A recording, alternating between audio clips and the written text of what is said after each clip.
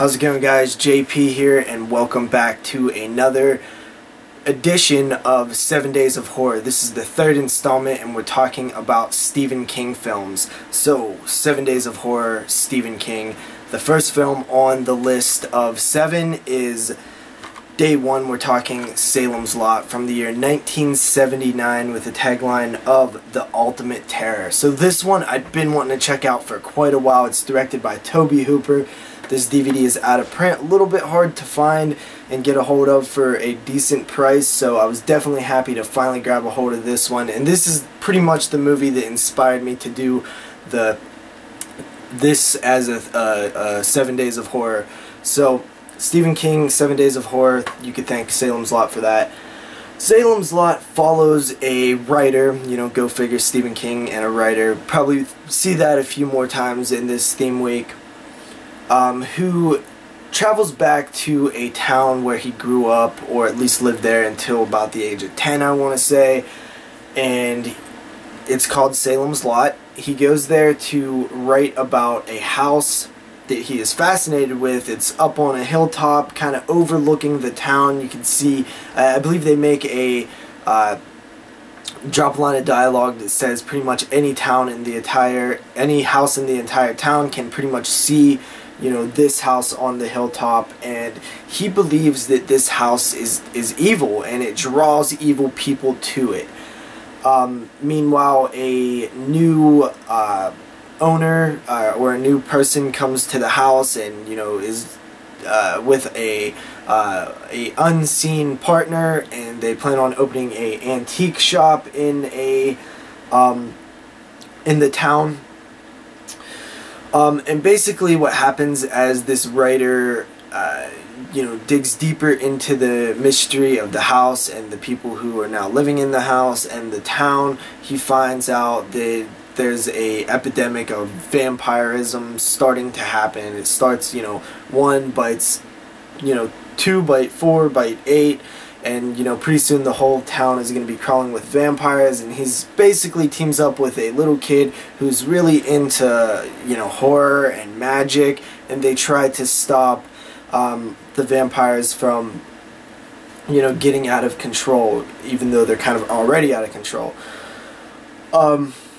This film is a TV movie / miniseries, and I think that it really would work in that setting. I think it isn't as strong when you take this film out and do a marathon watch of it, because it just feels like it's made for TV. It'll freeze frame on shots, go to commercial break. You can pick those out in this film.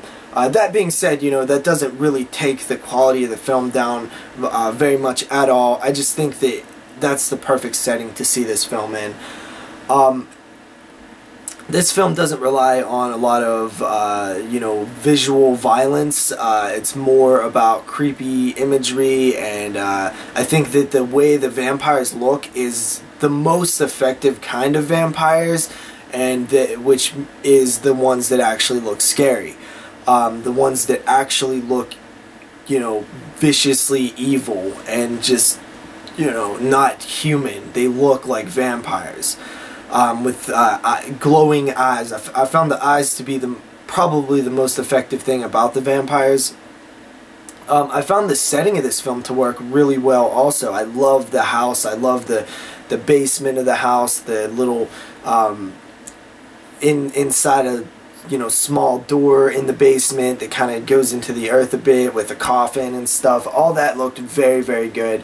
I really did like the setting to this film. It seemed to be perfect. I really like the character of the little kid who is all into, the Universal monsters and, magic and stuff. That kid's really cool. There's a great scene involving one of the townspeople and finding his wife with another man, and there's a great scene involving him and a shotgun that really gets intense. That's another thing. You kind of meet all these people in the town, and there's a lot of character development. Not a whole lot in this film happens for the first hour. You're kind of introduced to all these characters around the town, and you get to know them, and then as the story progresses, when things start happening to these people, it's a bit more effective because you've spent so much time with them. I really do like the head vampire, kind of the Nosferatu looking vampire. Man, this film is definitely a long watch, but it's definitely a creepy. There's some genuinely frightening moments in this film. There's a moment I could think of towards the later part of the film where there's vampires crawling behind this the young boy character, and they're slowly getting closer to him, and the image of that is just frightening. So yeah, Salem's Lot, it was definitely worth the watch. I will say I might have been expecting a little bit more based on how much I wanted to see this film, but it still didn't disappoint me. I very much enjoyed it. It was a cool watch, and it's a vampire film done how they should be done, and this is why I like older vampire films than the newer ones. Salem's Lot, I highly recommend checking out if you can see it. I want to say that it might be even on YouTube. So day one of Stephen King week, Salem's Lot. I give this film a 7.5 out of 10. I'll see you guys tomorrow with another review in this 7 Days of Horror. So peace.